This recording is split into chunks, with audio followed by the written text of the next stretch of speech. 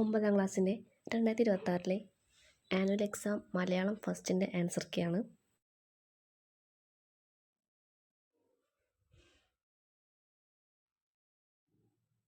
ഒന്നാമത്തെ ക്വസ്റ്റ്യൻ, അടിവരയിട്ട പദത്തിന് സമാനാർത്ഥമുള്ള പദം. ഓപ്ഷൻ ഡി ദുഃഖം. രണ്ടാമത്തെ ക്വസ്റ്റ്യൻ, ചേർത്ത് എഴുതിയവയിൽ വേറിട്ട് നിൽക്കുന്ന പദജോഡി ഏതാണെന്നാണ്. ആൻസർ ഓപ്ഷൻ ബി ആണ്. അടുത്തത് മൂന്നാമത്തെ ക്വസ്റ്റ്യൻ, പുളിമാവ് വെട്ടി എന്നതിൽ 2 വരികൾ തന്നിട്ടുണ്ട്. അതിൽ വൃദ്ധൻ എന്ന് സൂചിപ്പിക്കുന്നത് ആരെയാണ്? അതിൻ്റെ answer option C പുളിമാവിനെയാണ്.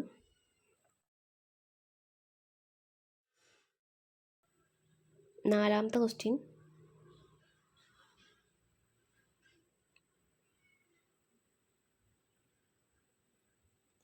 Answer option A ആണ്. അടുത്തത് 5 മുതൽ 7 വരെയുള്ള ചോദ്യങ്ങളാണ്. 3 മാർക്കിൻ്റെ ക്വസ്റ്റ്യൻസ് 3-4 വാക്യത്തിൽ എഴുതുക.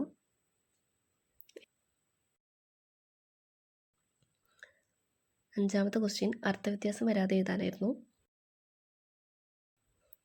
അതിൻ്റെ ആൻസർ അമ്മയുടെ ശബ്ദമിടറി അതൊരു പിറുപിറുപ്പായി മാറി. അപ്പോൾ ഞാൻ വേദിയുടെ പാർശ്വഭാഗത്ത് നിൽക്കുകയായിരുന്നു.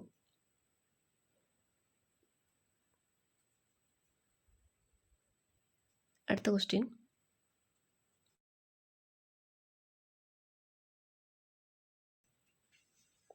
കുറച്ച് വരികൾ തന്നിട്ടുണ്ട്. അതിൽ കാവ്യപരമായ സവിശേഷതകൾ എഴുതാനായിരുന്നു.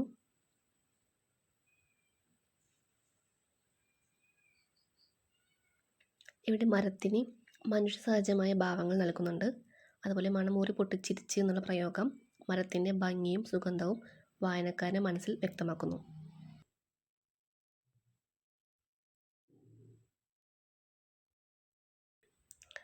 അടുത്തത് 7ാമത്തെ ക്വസ്റ്റ്യൻ, അതിലെ എ ക്വസ്റ്റ്യൻ, പേരക്കുട്ടികൾക്ക് കരുത്തിവെച്ച വാത്സല്യം മുഴുവൻ അവരിരുവരും തത്തക്കുഞ്ഞിൽ ചുരിഞ്ഞു. ഈ വാക്യം കുട്ടിക്കൃഷ്ണൻ്റെയും ഭാഗ്യലക്ഷ്മിയുടെയും ജീവിതത്തെക്കുറിച്ച് നൽകുന്ന സൂചനകൾ എന്തെല്ലാമാണ് ചോദ്യം. അപ്പോൾ ഇതിൻ്റെ ആൻസർ നോക്കുക.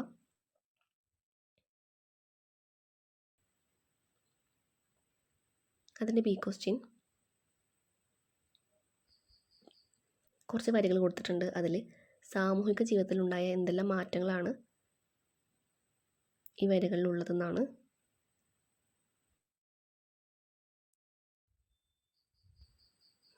അപ്പോൾ അതിൻ്റെ ആൻസർ നോക്കുക.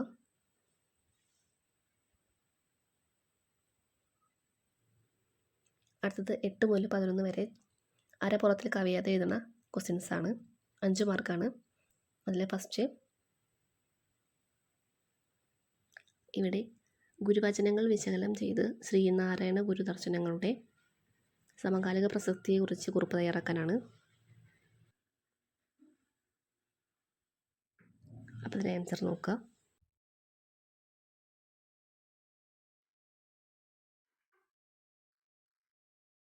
ഒമ്പതാമത്തെ ക്വസ്റ്റ്യൻ, ചിരിയുടെ അരങ്ങേറ്റം എന്ന പാഠഭാഗത്തിൻ്റെ ആശയമായി വിശകലനം ചെയ്ത് ചാപ്ലിൻ്റെ ജീവിതം സമൂഹത്തിന് നൽകുന്ന തിരിച്ചറിവുകളെക്കുറിച്ച് കുറിപ്പ് തയ്യാറാക്കാനാണ്.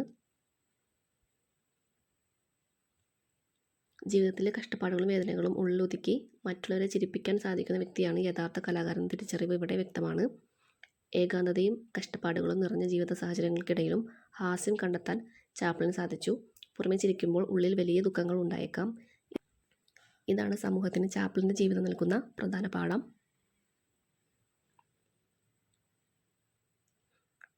അടുത്ത 10ാമത്തെ ക്വസ്റ്റ്യൻ, അതിൽ എ ക്വസ്റ്റ്യൻ,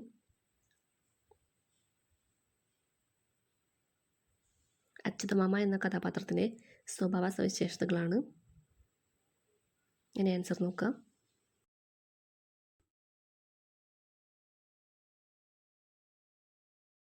ബി ക്വസ്റ്റ്യൻ, കുറച്ച് വരികൾ കൊടുത്തിട്ടുണ്ട്. അതിൽ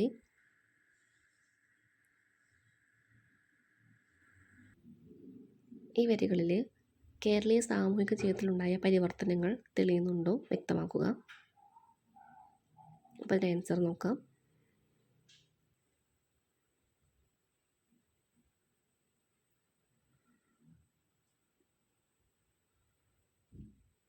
അടുത്ത 11ാമത്തെ ക്വസ്റ്റ്യൻ ഒരു ഗദ്യഭാഗം തന്നിട്ടുണ്ട്. അതിന് ഷോർട്ടാക്കിയിട്ട് എഴുതാനാണ് ആൻസർ.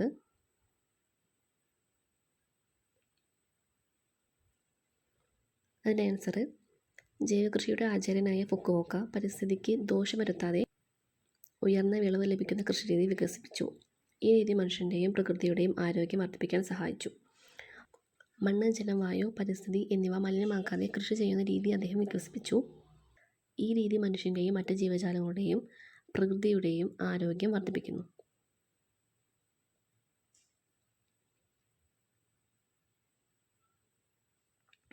അപ്പോൾ ഇതുപോലെ ഈ ഗദ്യഭാഗം വായിച്ചിട്ട് അതിൻ്റെ മെയിനായിട്ടുള്ള ആശയങ്ങൾ ഉൾപ്പെടുത്തിയിട്ട് നിങ്ങൾക്ക് എങ്ങനെ വേണമെങ്കിലും ചുരുക്കി എഴുതാം.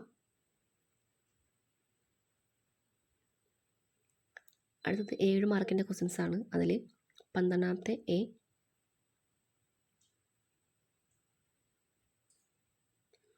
സൂചനകളും പാഠഭാഗവും വിശകലനം ചെയ്ത് ആത്മവിശ്വാസവും ജീവിത വിജയവും എന്ന വിഷയത്തിൽ പ്രഭാഷണം തയ്യാറാക്കാനായിരുന്നു ക്വസ്റ്റ്യൻ. അത് 7 മാർക്കിനുള്ളത് എഴുതുക. അതിൻ്റെ ഓർ ക്വസ്റ്റ്യൻ പോയിന്റ് തന്നിട്ടുണ്ട്. അതിന് ആസ്വാദനക്കുറിപ്പ് തയ്യാറാക്കുക.